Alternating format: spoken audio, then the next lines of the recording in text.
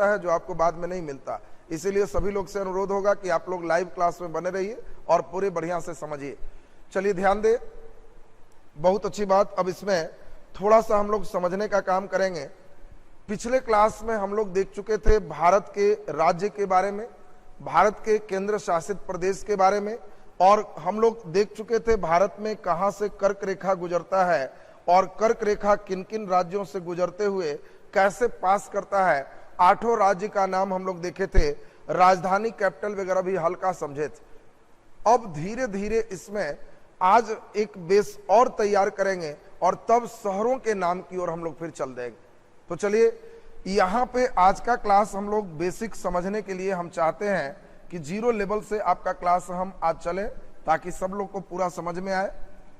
देखिए, ये हमने भारत का मानचित्र बनाया है और इस भारत के मानचित्र में हम लोग को जो ध्यान देने योग्य बात है उसको हम समझें।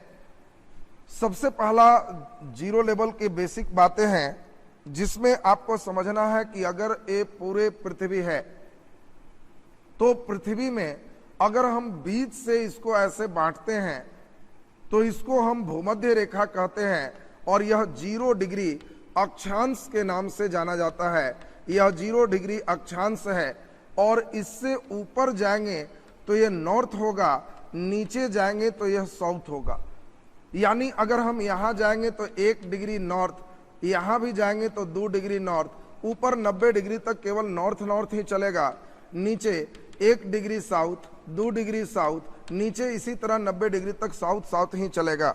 और इसके बाद इंपॉर्टेंट है, इससे ऊपर को उत्तरी गोलार्ध कहते हैं, ये उत्तरी गोलार्ध कहते हैं, और इससे नीचे को दक्षिणी गोलार्ध कहते हैं। तो अब सवाल 2-3 उठते हैं। पहला हम लोग जो बेसिक चले हम फिर से बता रहे हैं आपको, क्योंकि हम अपने क्लास को कोशिश कर रहे हैं कि जितना ज्यादा से ज्यादा जिन लोगों का बेस कमजोर है उन लोग को भी समझ में आए। तो पहले ध्यान दीजिए, एकदम बेसिक लेवल से ही हमने सबसे पहले एकदम बेसिक बात किया कि एक ग्लोब के बीच में 0 डिग्री ये अक्षांश कहलाता है। अगर हम 2 रेखा खींचते हैं, इसको हम 40 डिग्री नॉर्थ कहते हैं ऊपर, तो बताओ इसको 20 डिग्री ये नीचे लाइन है तो ये साउथ होगा कि नॉर्थ होगा, हम लोग को ये सोचना है। तो आपको हमेशा ध्यान देना है, इन दोनों लाइन से कोई मतलब नहीं है। अगर इससे ऊपर है तो हमेशा नॉर्थ नॉर्थ ही चलेगा, इससे नीचे है तो हमेशा साउथ साउथ ही चलेगा। इसीलिए इसको 20 डिग्री नॉर्थ के नाम से ही जानेंगे। बाकी जब हम पूरे पृथ्वी को 2 भागों में काट दे रहे हैं तो फिगर से आप समझ पा रहे हो, एक ऊपर ऐसा मिलेगा, एक नीचे ऐसा मिलेगा। ये अर्धगोला है, इसीलिए ऊपर वाले को उत्तरी गोलार्ध के नाम से हम लोग जानते हैं। गोलार्ध का मतलब होता है गोला का आधा, और नीचे वाले को हम लोग दक्षिणी गोलार्ध के नाम से जानते हैं।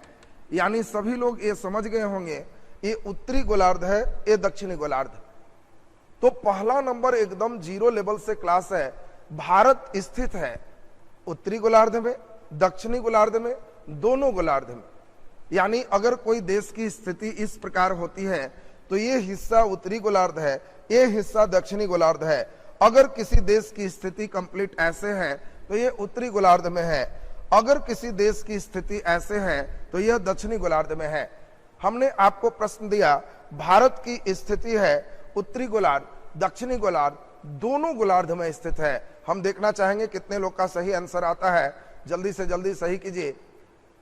वेरी गुड, बहुत बढ़िया। देखिए हमारे कई मित्र एकदम सही आंसर कर रहे हैं और बिल्कुल सही जवाब है। देखो एकदम 0 लेवल से सब चीज समझते चले और धीरे धीरे धीरे धीरे हम लोग का काफी अच्छे लेवल पे क्लास आ जाएगा। बहुत अच्छी बात। भारत के बीच से कर्क रेखा गुजरती है, न कि विषुवत रेखा, इसीलिए भारत विषुवत रेखा से ऊपर स्थित है। तो भारत जैसे ही ऊपर स्थित है तो इंडिया पूरा का पूरा उत्तरी गोलार्ध में स्थित है, इसका कोई भी सेक्शन दक्षिणी गोलार्ध में नहीं आता है। बहुत बढ़िया। तो भारत उत्तरी गोलार्ध में स्थित है, ये बात आप सभी लोग समझ गए। अब इसी प्रकार से अब अगर ये पृथ्वी है और हम इसे ऐसे 2 भागों में बांट दें तो इसको 0 डिग्री देशांतर के नाम से जानते हैं।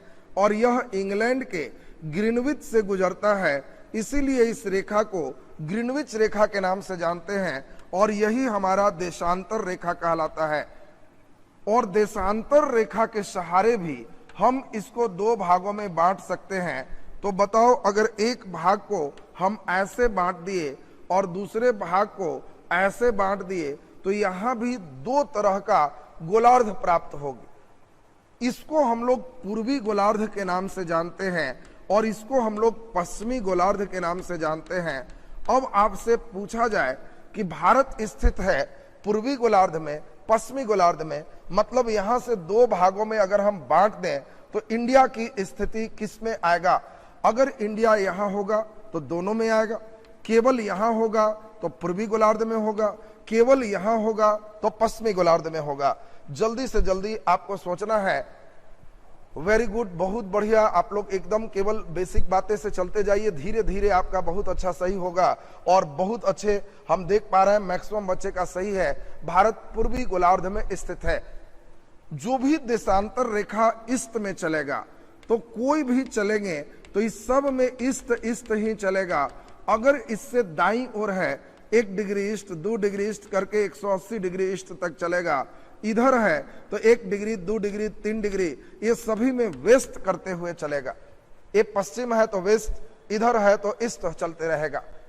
अब दोनों को एक में अगर मिला दें तो हम लोग जो सीखे, पहला नंबर सीखे कि भारत ये विश्व में उत्तरी गोलार्ध में स्थित है, फिर सीखे ये पूर्वी गोलार्ध में स्थित है। इसका मतलब भारत की यह स्थिति है, ऊपर को हम लोग उत्तर कहते हैं, नीचे को दक्षिण कहते हैं, इस साइड को पूरब कहते हैं, इस साइड को पश्चिम कहते हैं। अब क्वेश्चन आपको पूछा जाएगा, भारत स्थित है उत्तर पूरब में, भारत स्थित है उत्तर पश्चिम में, दक्षिण पश्चिम में, दक्षिण पूरब में, ऐसे क्वेश्चन आपको आते हैं। तो पहला नंबर एकदम बेसिक से आपको सोच के चलना है। भारत स्थित है तो हम समझते हैं सभी बच्चे इसमें आंसर सही करेंगे। भारत कहाँ स्थित है? तो आप मानचित्र देख रहे हो उत्तर पूरब में, तो भारत की स्थिति है उत्तर पूरब में भारत स्थित है। तो ये सबका आंसर एकदम सही हो गया, उत्तर पूरब आपका चलेगा। अब मेन हम लोग यहां से आगे की ओर चले। देखो, अब कभी कभी जो बच्चे, चूंकि इस बैच में बीपीएससी वाले बच्चे भी पढ़ रहे हैं, जेपीएससी के भी पढ़ रहे हैं, यूपी पीसीएस के भी पढ़ रहे हैं, अलग अलग जो है पीसीएस लेवल तक के बच्चे इस क्लास में हैं।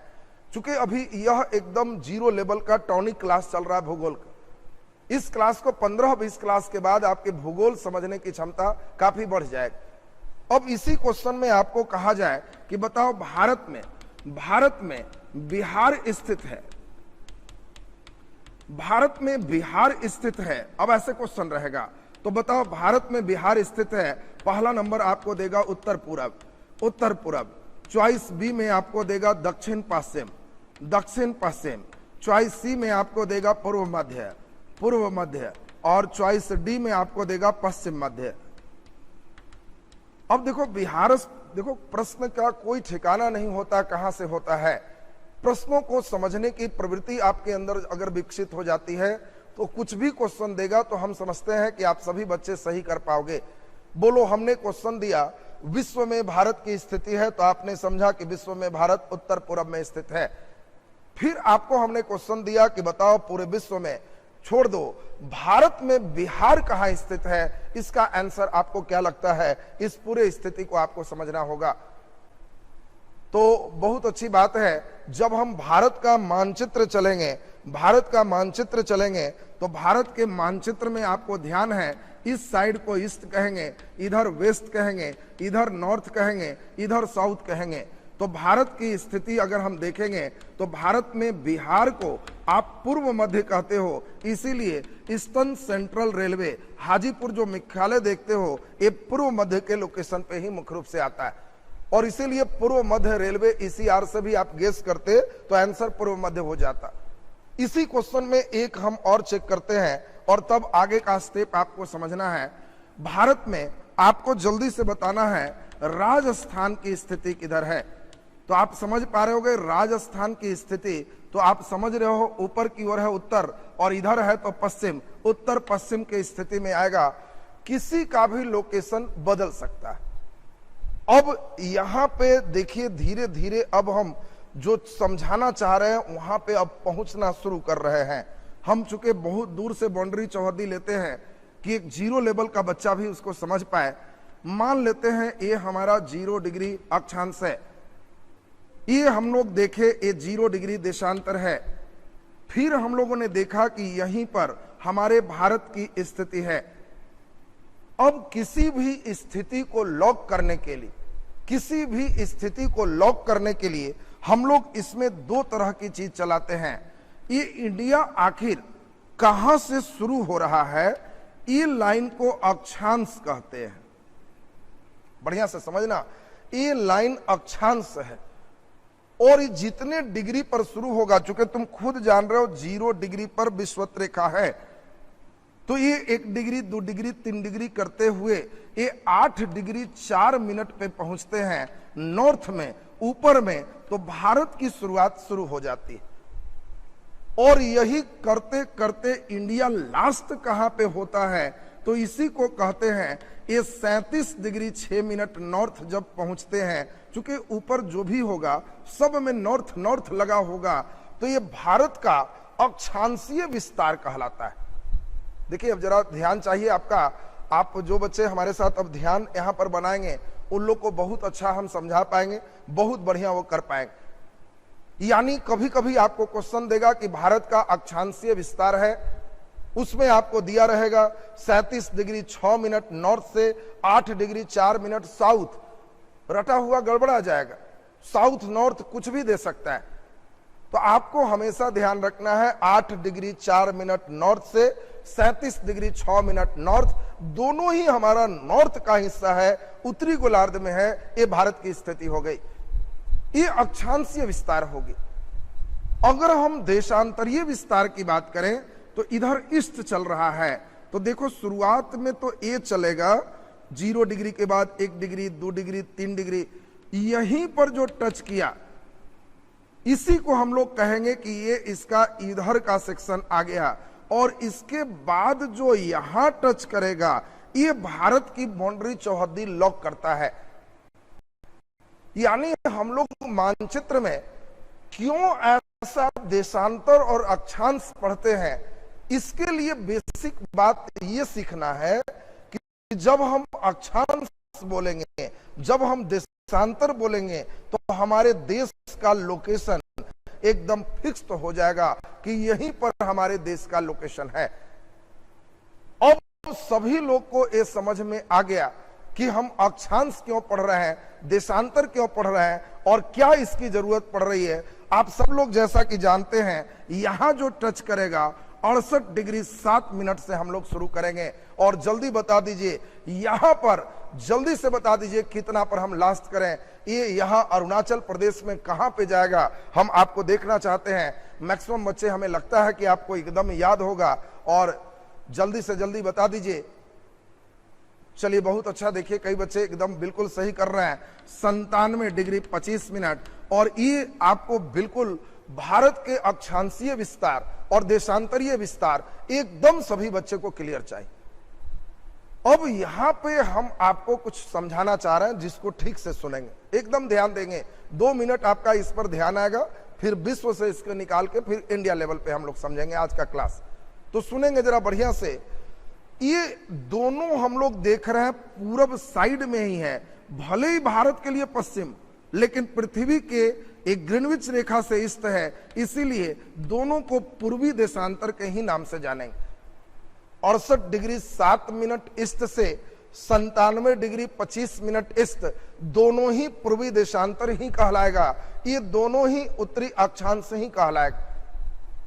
अब एक इंपॉर्टेंट चीज समझाते हैं तो आपको इसका पता चलेगा। देशांतर पढ़ने का उद्देश्य होता है समय का निर्धारण करना। बात को सुनेंगे, देशांतर रेखा हम लोग समय के लिए ही पढ़ते हैं, और पूरे विश्व में समय के लिए इसी लाइन को हम लोग मेन रखते हैं।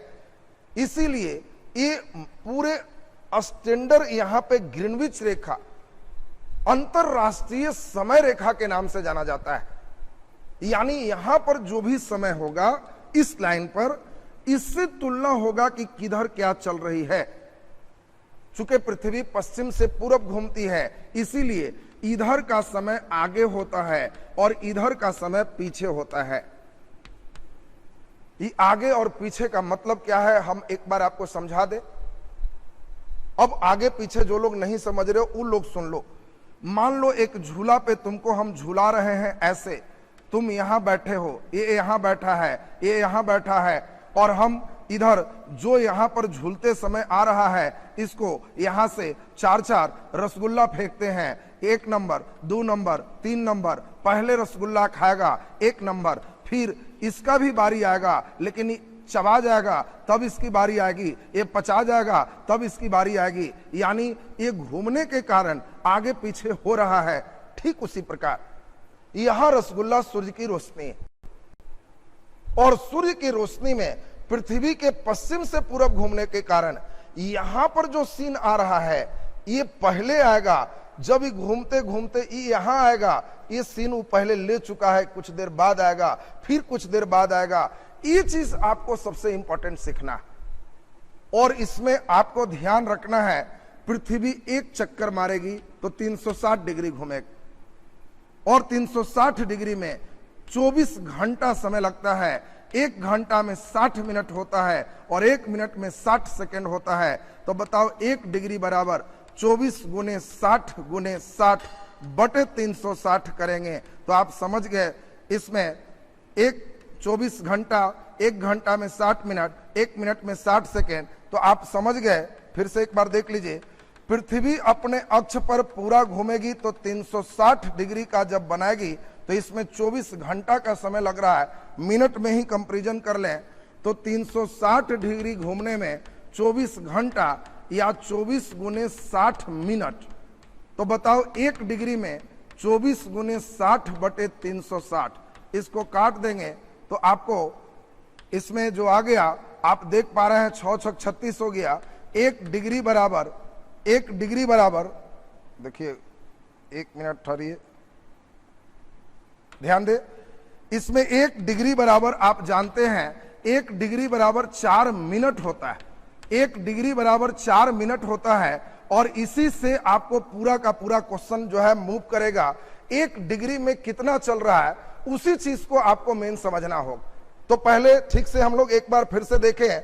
1 डिग्री में 4 मिनट, बता दो, मान लो ग्रीनविच पर 0 डिग्री, तो इसके बाद हम किसी डिग्री पे चल रहे हैं, तो बता दीजिए इसमें अगर 10 डिग्री ईस्ट आगे है तो 1 डिग्री में 4 मिनट, तो 10 डिग्री में 40 मिनट, ये 40 मिनट इसका समय आगे चलेगा। अब इसमें मुख्य रूप से आपको ध्यान रखना है, 2 देशांतर के बीच आपको ध्यान रखना है, बिल्कुल 4 मिनट का अंतर होगा, और इसमें कुल देशांतर रेखा से ही उसका हम लोग निर्धारण किए। और इसमें मुख्य रूप से आपको ध्यान रखना है 1 डिग्री का 4 मिनट। और भारत में आपको चूंकि हमने बताया कि इसके दोनों छोर जो आप देख रहे हो, इसमें देशांतरीय विस्तार बहुत ज्यादा है। एक लगभग 37 डिग्री, दूसरा आप देख रहे हो, ये दोनों को घटाओगे तो 1 डिग्री में 4 मिनट है, तो इसमें आप खुद देखोगे बहुत ज्यादा समय का अंतर होगा। इसीलिए इन दोनों को जोड़ करके 2 से भाग लगाते हैं, तब जो आता है यही हम लोग देखते हैं। ये भारत का समय रेखा होता है, और इस समय रेखा कितना डिग्री से गुजरता है हम लोग अभी चलेंगे। पहले जो चीज पढ़े हैं उसको थोड़ा सा मानचित्र में हम लॉक करते हैं। सुनिए जरा ध्यान से, सुनेंगे बढ़िया से। यहां पर 1 मिनट आपका खूब ध्यान चाहिए। भारत में सबसे ऊपर का जो पॉइंट है, इसको हम लोग जो अभी देखे 37 डिग्री 6 मिनट, ये यहां है। अभी जो आपको चित्र बनाए थे ये विश्व के सापेक्ष में था। अब एक बार थोड़ा बढ़िया से समझो, भारत का सबसे ऊपर जो टच किया यही 37 डिग्री 6 मिनट जो हम लोग देखे।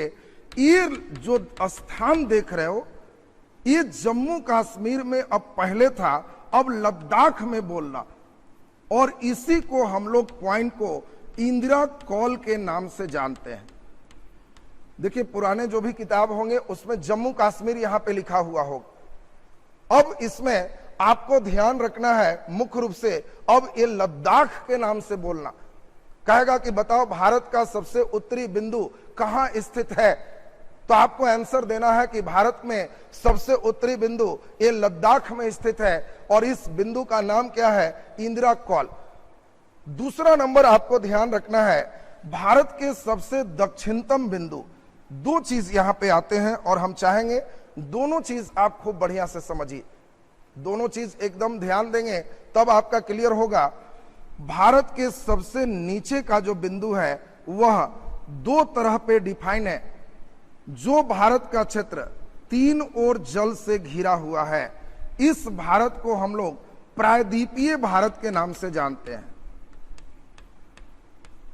ध्यान दोगे, इस भारत को प्रायद्वीपीय भारत के नाम से जानते हैं। प्रायद्वीपीय का मतलब होता है जो तीन ओर जल से घिरा हुआ है। और यहां पे आप जो देख रहे हो ये अंडमान निकोबार, वो इससे भी नीचे, इस लाइन से भी नीचे यहां तक चला आता है। चूंकि इंडिया यहां तक है, इसीलिए यहां पे दो प्रश्न आते हैं, प्रायद्वीपीय भारत का सबसे दक्षिणतम बिंदु कौन है, और दूसरा प्रश्न आता है भारत का सबसे दक्षिणतम बिंदु कौन है। ये दोनों प्रश्न आपके लिए महत्वपूर्ण हो गया। तो आपको अब समझना है, यही था हमारा 8 डिग्री 4 मिनट की जो बात किए, यही था और यही हमारा है कन्याकुमारी।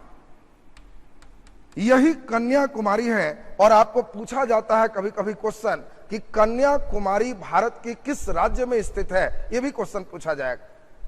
तो आपको ध्यान रखना है कि कन्याकुमारी भारत के तमिलनाडु में स्थित है। कई लड़का केरल भी करने लगता है तो गड़बड़ हो जाएगा। प्रायद्वीपीय भारत की दक्षिणतम बिंदु कौन है, तो कन्याकुमारी। कन्याकुमारी के पास से गुजरने वाले अक्षांश कौन है, तो यही है 8 डिग्री 4 मिनट। जबकि अगर हम और नीचे जाएं तो भारत यहां तक है और यही सबसे निचला जो पॉइंट देख रहे हो, इसी पॉइंट का नाम इंदिरा पॉइंट के नाम से जानते हैं। इसी को इंदिरा पॉइंट भी कहते हैं, पिग्मेलियन पॉइंट भी कहते हैं। तो इंदिरा पॉइंट कहें चाहे पिग्मेलियन पॉइंट कहें, ये दोनों एक ही हैं। और यहां एक हम बेस देना चाहेंगे, थोड़ा सा ध्यान रखना, ये सबसे नीचे का पृथ्वी का ये 0 डिग्री अक्षांश है, इसी से ऊपर उत्तरी गोलार्ध है। और इंदिरा पॉइंट जो आप देख रहे हो, ये 6 डिग्री और लगभग 45 मिनट के आसपास पे अक्षांश रेखा यहां से गुजरती है। यानी सभी लड़के को यहां पर दिमाग में सेट करना है कि भारत का बोलेगा तो ये ज्यादा नीचे, प्रायद्वीपीय भारत का बोलेगा तो इसको चलना है। कभी कभी यह भी क्वेश्चन आता है कि बताओ विषुवत रेखा से इंदिरा पॉइंट कितना दूर है, यह भी क्वेश्चन आता है। जल्दी से बता दीजिए, विषुवत रेखा से इंदिरा पॉइंट कितने दूर है।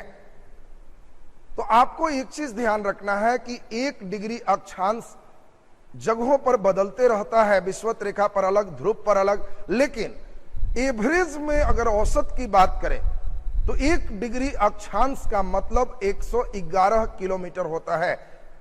और आपको दिमाग में सेट करना है, यहां से यहां की दूरी जब आपसे पूछेंगे, यानी भारत का सबसे दक्षिण बिंदु ये जो है वो विषुवत रेखा से कितना दूर है, तो इधर 6 लिखना, फिर 7 लिखना, फिर 8 लिखना, किलोमीटर कर देना। ये परमानेंट आपको याद हो गया होगा, 876 किलोमीटर दूर है। देखिए लिखना एकदम आसान है और सबको एकदम याद हो जाएगा, 6, 7, 8 इतना दूर स्थित है और इस सबका एकदम क्लियर हो गया। अब यही चीज आपको ध्यान रखना है, जब हम इंदिरा कॉल से कन्याकुमारी तक जाएं तो ये भारत के उत्तर से दक्षिण के बीच की लंबाई है और यह लंबाई हमारा 3214 किलोमीटर है। ध्यान देंगे, अब आप लोग बहुत अच्छा समझ रहे हो, धीरे धीरे थोड़ा सा स्टेप को और जोड़ेंगे तब क्वेश्चन का राउंड आना शुरू हो जाएगा। इसी में जो लड़के बेहतर एग्जाम की तैयारी कर रहे हो उन लोग के लिए थोड़ा सा स्टेप हम और बढ़ा दें तो देखिए कितना मजेदार आपका होने वाला है और कितना अच्छा से आप समझ पा रहे हो। बहुत अच्छी बात। हम लोगों ने अभी देखा कि ये भारत के सबसे ऊपर लद्दाख में इंदिरा कौल है और यही 37 डिग्री 6 मिनट। फिर देखें तमिलनाडु में कन्याकुमारी है और ये 8 डिग्री 4 मिनट है। फिर हम लोग देखें ये 8 डिग्री 4 मिनट 37 डिग्री 6 मिनट। फिर आपको याद होगा यहां से गुजरात के एकदम ऊपर से हम लोग को याद है मध्य प्रदेश होते हुए, यहां छत्तीसगढ़ होते हुए, झारखंड बंगाल होते हुए, मिजोरम त्रिपुरा होते हुए कर्क रेखा गुजरता है जो 23.5 डिग्री नॉर्थ है। आपको 23.5 का मतलब लगभग 24 मान लो, थोड़ा सा ऊपर करोगे तो 24 हो। क्वेश्चन परीक्षा में आजकल परीक्षक बच्चों का ब्रेन टेस्ट करता है। अब उसमें चेक करता है कि कितना बढ़िया से बच्चों को क्लास में समझ में आया। ये रट गया है इससे मतलब नहीं। अब सोचो ना, एक बार पीसीएस का एक क्वेश्चन हम देख रहे थे, मन ही मन मुस्कुरा रहे थे कि जो बच्चे ध्यान दिए हों कितना अच्छा सही किए हों। क्यों मुस्कुरा रहे थे? क्योंकि क्वेश्चन क्या दिया मालूम है? क्वेश्चन दिया कि बताओ 20 डिग्री नॉर्थ अक्षांश से 20 डिग्री नॉर्थ अक्षांश से दक्षिण की ओर आने पर भारत की चौड़ाई बढ़ती जाती है, घटती जाती है, एक समान रहता है। अब परीक्षा हॉल में जो बच्चे केवल फेयर में रहता है, जो बच्चे केवल इसके लिए हैं कि हम बस फेयर कर लें और रट जाए, उन लोग को हम अभी बता रहे हैं कि आपको 10 सिस्टम अभी क्वेश्चन चलेंगे थोड़ा समझाने के बाद। उसके उठा पटक को जब देखोगे तो तुमको लगेगा कि वाह, ये सेंस की जरूरत। अभी देखिए कई बच्चे लिख रहे हैं 32, 14, 29, 33, बिल्कुल सही लिख रहे हो, लेकिन आजकल जानते हो क्वेश्चन क्या करेगा? भारत के उत्तर से दक्षिण और पूर्व से पश्चिम के बीच की लंबाई का अंतर निम्नलिखित में क्या है? आजकल का सेटर इतना समझदार हो गया है कि भूगोल में भी मैथ लगाने लगता है। अब जो बच्चा केवल 32, 14, 29, 33 सब रट के गए हो, तो उसमें आप लोग को ध्यान रखना होगा कि जा रटा हुआ मेरा वैसे ही रह गया और यहां घटाव पूछ रहा है। कई बार उसमें भी गुना भाग आपको रह जाएगा। तो हम अभी समझाना जो चाह रहे हैं,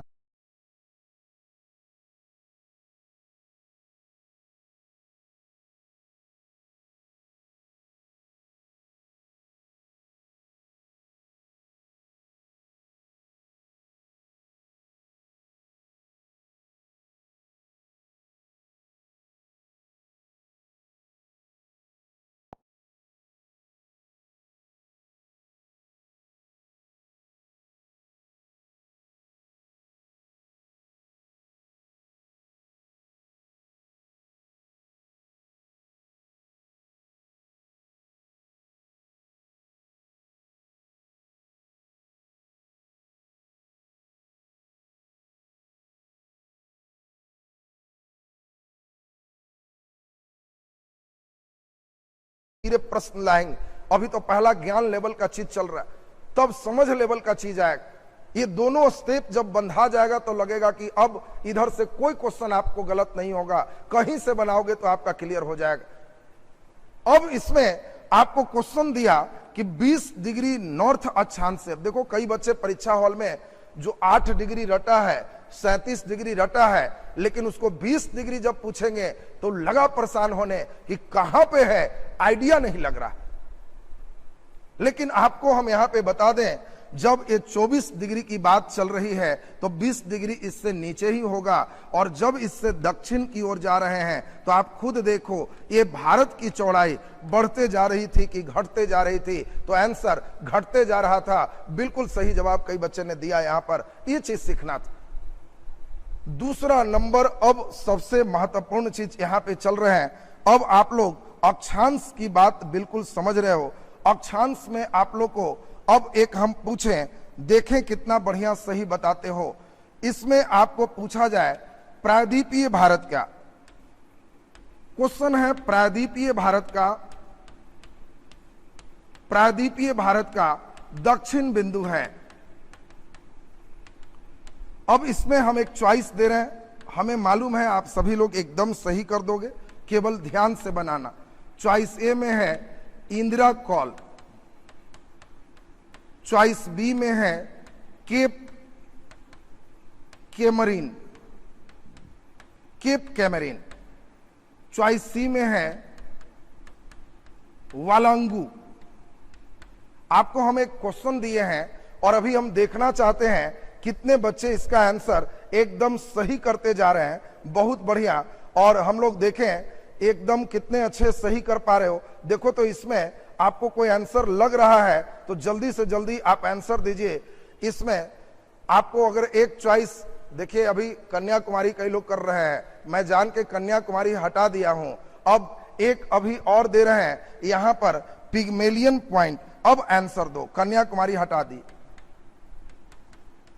पिग्मेलियन पॉइंट। तुम बहुत कुछ जो रट के लिए हो वो बहुत कुछ काम नहीं देगा, ये चीज दिमाग में गट्ठर बांध लीजिए। आपको इसमें हमने दिया क्वेश्चन प्रायद्वीपीय भारत का दक्षिणतम बिंदु है। बहुत अच्छी बात है।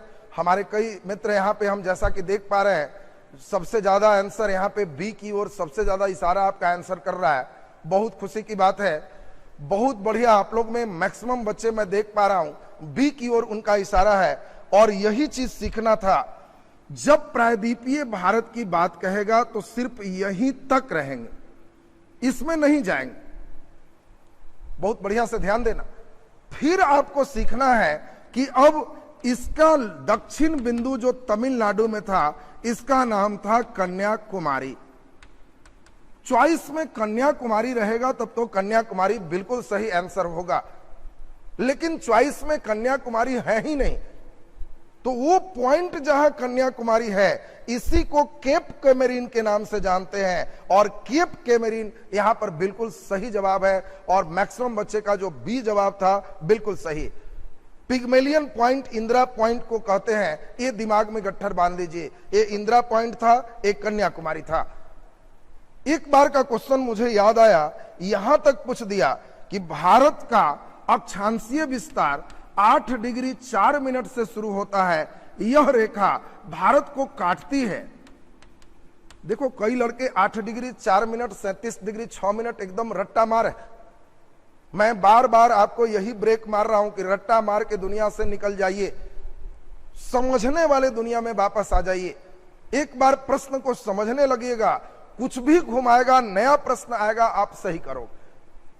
तो आपका क्वेश्चन हमने दिया 8 डिग्री 4 मिनट, भारत का अक्षांशीय रेखा 8 डिग्री 4 मिनट नॉर्थ भारत में कहां काटती है।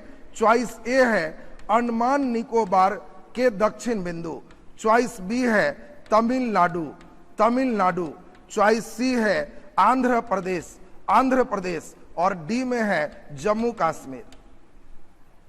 जल्दी से आंसर दे दीजिए। हमने आपको एक क्वेश्चन दिया है 8 डिग्री 4 मिनट। क्वेश्चन है 8 डिग्री 4 मिनट नॉर्थ कहां से गुजरती है, कहां को काटती है। ये हमें लगता है कि आप सभी लोग बिल्कुल सही करोगे। तो आप सब लोग समझ गए हैं।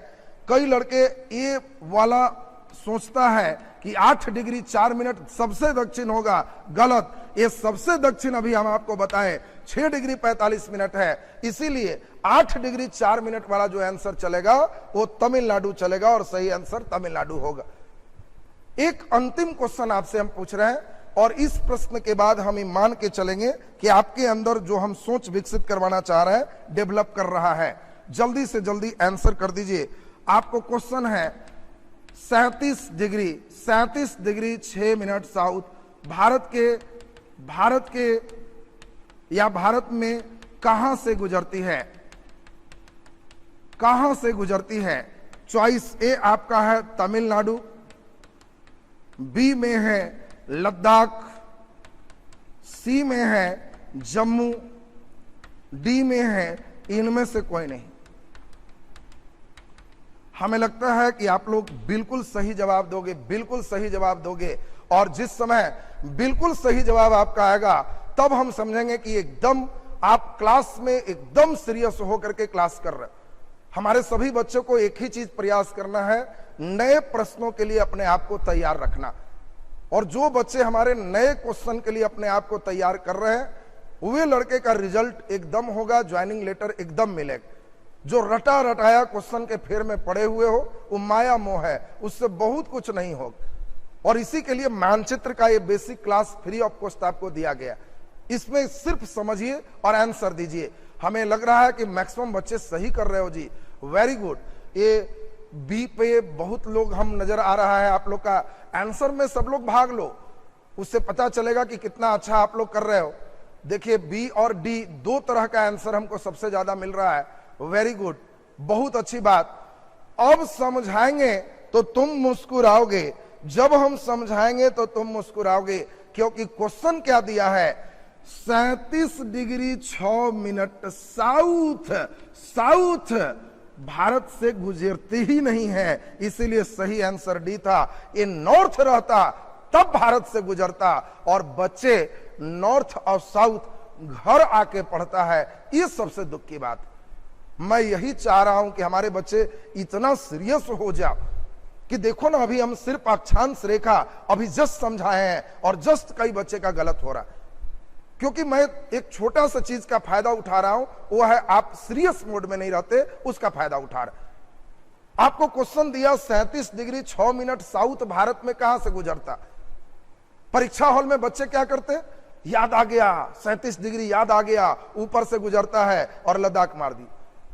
घर में आके जब पढ़ रहा है तो मुस्कुरा रहा है, जा गलत हो गया, इस साउथ दिए हुए था, नॉर्थ रहता तो सही हो जाता, और गया काम खत्म। यही चीज मैं चाहता था सबके अंदर विकसित हो। और देखिए अब आप लोग धीरे धीरे सावधान होना शुरू हो रहे हैं। मैं फिर आगे थ्योरी दे रहा हूं, फिर आगे गड़बड़ कराऊंगा, और एक गड़बड़ क्लास में जो हो रहा है, यही चीज आपको ठेस लग रहा है तो नीचे दिखाई देगा परीक्षा हॉल में, और गलत नहीं करोगे। तो चलिए बहुत अच्छी बात। अब हम चाहते हैं कि इसमें सब लोग ध्यान दें, यही भारत का सबसे इधर का बिंदु है पश्चिमी बिंदु। ये भारत का अरुणाचल प्रदेश में ये सबसे पूर्वी बिंदु है। तो हम लोग को अभी ध्यान देना है। बहुत अच्छा आप लोग समझ रहे हैं। अब आप लोग से अनुरोध है, थोड़ा सा 2 मिनट और हमारे साथ सीरियस होइए, और फिर देखिए कितना मजा आपको आने जा रहा। धीरे धीरे ये मानचित्रों में जितने भी प्रश्न होते हैं, सभी प्रश्नों में जब, हाँ बिल्कुल देखिए एक लिखे हैं, जल्दी जल्दी में गड़बड़ हो गया, यही नहीं करना है, जल्दीबाजी बिल्कुल नहीं करना है। धैर्य का पतवार लेके परीक्षा हॉल में बैठेंगे, आपका बिल्कुल सही हो जाएगा। तो चलिए अभी हम लोग जरा ध्यान दें। अभी हम लोग सुने कि यह 68 डिग्री 7 मिनट, बताओ ये भारत का सबसे पश्चिम छोर से गुजरता है, और भारत का पश्चिमी छोर को हम लोग गोर माता कहते हैं, गोर माता कहते हैं। यहां पे 1-2 स्टेप आपको देना चाह रहे हैं, सुनते चलेंगे। बहुत अच्छा आप लोग समझ रहे हो, और फिर समझाने के बाद हम फिर क्वेश्चन देंगे, मजा आएगा, और धीरे धीरे आपको लगेगा कि बहुत अच्छा हम समझ पा रहे हैं, इस स्टेप के बंधन को बांध पा रहे हैं। तब चैनल चलेंगे, 8 डिग्री 9 डिग्री 10 डिग्री जितने चैनल हैं, वो चैनल में भी आपको मजा आ जाएगा कि बहुत अच्छा, ये सबसे हम डरते थे, रटते थे। कई बच्चे का मैंने देखा है, फेयर कॉपी में केवल लिखे रटे रहेगा, 10 डिग्री चैनल अंडमान और निकोबार को अलग करता है, 8 डिग्री ऐसे अलग करता है, काम नहीं चलेगा।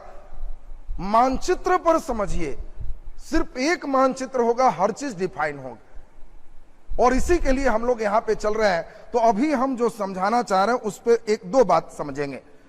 देखिए ये यहां पर पाकिस्तान का बॉर्डर टच करता है, और कोई भी दलदल का जो क्षेत्र होता है, इस दलदली क्षेत्र को हम लोग क्रिक कहते हैं। देखिए 1-2 नाम आ रहा है, और हमें लगता है कि आप लोग खूब अच्छा समझ पाओगे, इसको थोड़ा सा ध्यान दीजिए। दलदल वाले भाग को हम लोग क्रिक कहते हैं, क्रिक। कहीं भी हम क्रिक का नाम लेंगे तो आप समझना कि वो जो समुद्र और स्थल के मिलने वाला भाग होता है, वो किनारे के स्थल पर कुछ जो दलदल होते हैं, उस क्षेत्र को हम लोग क्रिक कहते हैं। और एक कच्छ की खाड़ी के पास एक बहुत बड़ा दलदली क्षेत्र है, इस क्रिक का नाम सरक्रिक है, और सरक्रिक के यहीं पे 68 डिग्री 7 मिनट यहीं से गुजरती है। वो जगह का नाम जो कट करता है वो गोर माता है। तो कई जगह किताबों में ऐसा देता है कि भारत की पश्चिमी बिंदु सर्क्रिक है, बच्चे याद रखते हैं। लेकिन अब आपको दिमाग में सेट रखना है कि सर्क्रिक एक बहुत बड़ा हिस्सा दलदली क्षेत्र का नाम, और ये चीज जो देख रहे हो सबसे पश्चिम पॉइंट, इस पॉइंट का नाम गोरमाता है, जहां से 68 डिग्री 7 मिनट का लाइन गुजरता है। फिर हम लोग जरा ध्यान से समझेंगे, ये जो आप देख रहे हो, अब पहले तो ये बता दो 68 डिग्री 7 मिनट ये पश्चिम में है, तो इसमें ईस्ट लगा दें या वेस्ट लगा दें, जल्दी से सोच के बता दो, ईस्ट लगा दें कि वेस्ट लगा दें, ई या डब्ल्यू लिख के जल्दी से आंसर कर दो, ई लगा दें कि डब्ल्यू लगा दें। वेरी गुड, बहुत अच्छी बात, बहुत अच्छी बात। देखिए सब लोग लगाना शुरू कर रहे हैं, और इसका मतलब आप लोग क्लास में खूब ध्यान दिए हो, इसीलिए सही हो रहा है। आप लोग को अभी समझाए थे कि जो इंग्लैंड के गुजरने वाले रेखा 0 डिग्री से इधर होगा, सब में ईस्ट ईस्ट ईस्ट लगेगा, वेस्ट लगने का सवाल नहीं उठता, इसीलिए इसमें भी ईस्ट लगेगा। बहुत अच्छी बात है, बहुत अच्छी बात। देखिए मैक्सिमम बच्चे एकदम ईस्ट वेस्ट को एकदम समझने लगे।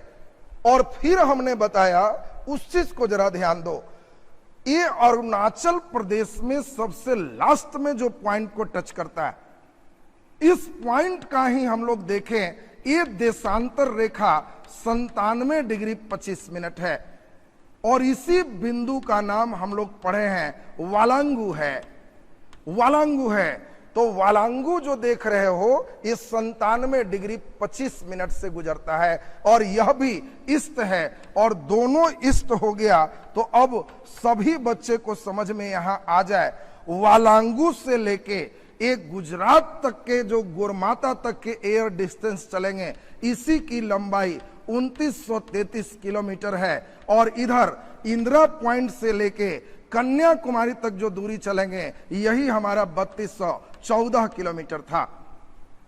यानी आप सभी लोग एकदम अब बढ़िया से समझे हो। क्वेश्चन अब धीरे धीरे आपका कैसे आएगा, प्रकृति एकदम क्लियर होगा।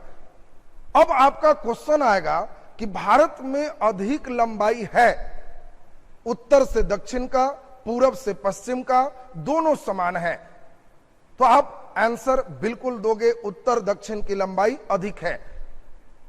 दूसरा, इसी में क्वेश्चन आपको आएगा कि भारत के उत्तर दक्षिण और पूरब पश्चिम की लंबाई में कितना का अंतर है, यह भी क्वेश्चन पूछा हुआ। तो उस कंडीशन में 3214 में 2933 को घटाना होगा, जो बच्चे को घटाव आता है उनका सही आंसर होगी। अब यहां पे हम चाहते हैं थोड़ा सा आपका ध्यान और आकृष्ट कराना, थोड़ा सा और ध्यान दे देंगे तो बहुत अच्छा स्टेप आपका हो जाएगा। तो ध्यान दीजिए, अब 1 मिनट आप खूब ध्यान दीजिए। हमने आपको अभी सिखाया 1 डिग्री बराबर 4 मिनट होते हैं। अब बताओ, भारत में इधर वालांगू, बगल में ही एक और जगह है किबुथु, कहीं कहीं चॉइस में किबुथु भी मिल सकता है, तो वालांगू या किबुथु ये भारत का सबसे पूर्वी बिंदु है। गोरमाता ये भारत का सबसे पश्चिमी बिंदु है। यहाँ पे इंदिरा कॉल ये भारत का सबसे उत्तरी बिंदु है। ये कन्याकुमारी प्रायद्वीपीय भारत का सबसे दक्षिण बिंदु है, और इसी का नाम केप कैमरीन भी है। फिर चले थे लास्ट इंदिरा पॉइंट, ये प्रायद्वीपीय भारत नहीं लगना चाहिए, पूरे भारत का सबसे दक्षिणतम बिंदु है। तो ये यहां तक हम समझते हैं कि सभी बच्चे खूब बढ़िया से समझ रहे हो। अब आपको कभी कभी क्वेश्चन क्या आएगा उसको सुनिए। आपसे क्वेश्चन देगा कि वालांगू और गोरमाता में समय का अंतर कितना होगा। देखिए अब धीरे धीरे बहुत अच्छे प्रश्न की ओर चल रहे हैं, और ये प्रश्न आपको पूरे समझना होगा। आपको दे रहा है वालांगू और गोरमाता में समय का अंतर कितना होगा। बोलो, इस 97 डिग्री 25 मिनट माने लगभग 98 मान लो, ये 68 डिग्री है, दोनों को घटा लोगे लगभग 30 डिग्री आएगा। 1 डिग्री में 4 मिनट होता है, 120 मिनट हो गया, मतलब 2 घंटा समय का अंतर है। अब बताइए 2 घंटा समय का अंतर है, कहने का सेंस है अगर यहां 4 बजे सूर्य उगता है तो यहां 6 बजे उगेगा। अगर यहां 7 बजे सूर्य उगता है तो यहां 9 बजे उगेगा। 2 घंटा समय का अंतर है। कैसे आया जो आप खुद देख रहे हो। अब जल्दी बताओ, सरकार को अगर समय रखना होगा, मान लो पहले टीवी चलते थे DD1, अब सरकार को अगर DD1 प्रसारित करना होगा तो किस समय के अनुसार से करेंगे? वो कीबथू वाला समय से कि गुरमाता वाला समय से? अगर कहेंगे कि कीबथू वाले समय से कि 7 बजे सुबह ऑफिस खुलेगा और यहां 7 बजे सूर्योदय होता है, तो इसके यहां 2 घंटा बाद सूर्य उगेगा। ये कहेगा सरकार को क्या हो गया, अंधेरा में ही ऑफिस खोल के रख दिया है। अब इसीलिए भारत सरकार की एक योजना आई कि क्यों नहीं इन दोनों को मेंटेन करने के लिए हम लोग ठीक बीच से एक लाइन गुजार लें। तो भारत सरकार ने क्या किया, इन दोनों को जोड़ दिया। 97 डिग्री 25 मिनट, मान लो लगभग 98 डिग्री, हम जोड़ दिए इसको, लगभग 98 माने ये 68 डिग्री है। इन दोनों को जोड़ देते हैं। 8 8 16 की 6 1 हो गया, 9 6 15 1 16 हो गया। ये देखो हम यहां पे कर दिए। अब ये 2 से जब भाग मारेंगे तो एवरेज निकल जाएगा, और यही भाग मारे तो 8 बार में कट गया और 3 बार में कट गया। चूंकि थोड़ा सा डिग्री हम यहाँ 97 को 98 माने हैं, इसीलिए थोड़ा ही कम होगा, और दोनों का एवरेज आ गया 82.5 डिग्री। देखिए कई बच्चे ये नहीं समझ पाते कि भारत का समय 82.5 डिग्री से ही क्यों गुजरता है। क्यों गुजरता है, इस लाइन पर गौर करो, क्योंकि ये लाइन जब तक नहीं समझोगे मजा नहीं आएगा। कई बच्चा केवल रटे रहता है, भारत का मानक समय इलाहाबाद के नजदीक नैनी से गुजरता है, 82.5 डिग्री होता है। क्यों होता है, इस चीज पर गौर कीजिए।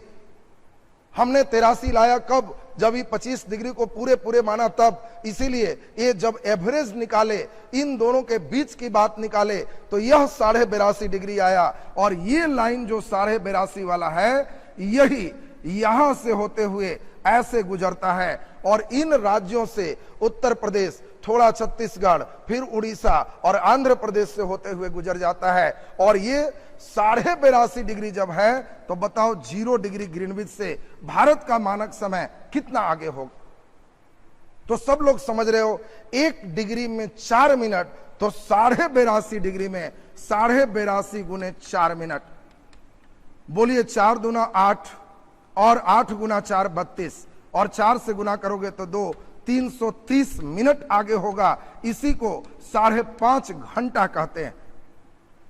5 घंटा में आप समझ पा रहे होगे 300, और आधा घंटा में 30 मिनट, 330 यही है। और इसी को तुम पढ़े हैं उत्तर प्रदेश में इलाहाबाद के नजदीक मिर्जापुर से गुजरने वाली ये रेखा, यही भारत का मानक समय रेखा है।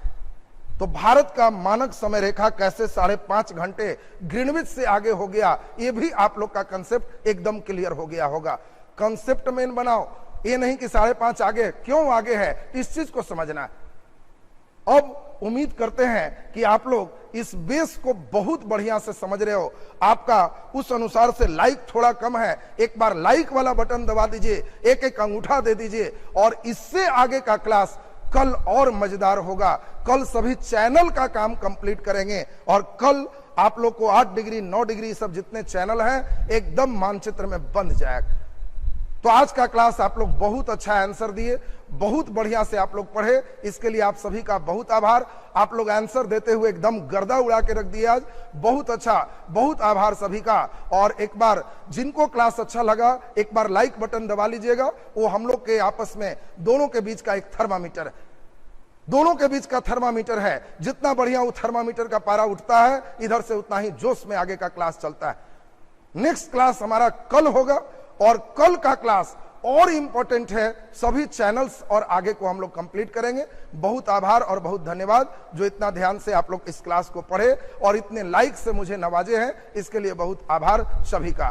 कल फिर लाइव क्लास में आप बने रहेंगे, लाइव क्लास निःशुल्क है। ये लाइव क्लास आप लोग को लगभग हम लोग फिजिक्स का क्लास 12:15 के आसपास 12:20 से, और ज्योग्राफी मैप का क्लास 1:20 से आपका प्रारंभ हो रहा है, जो कल भी चलेगा। कल हम लोग इससे आगे का क्लास देखेंगे। धन्यवाद।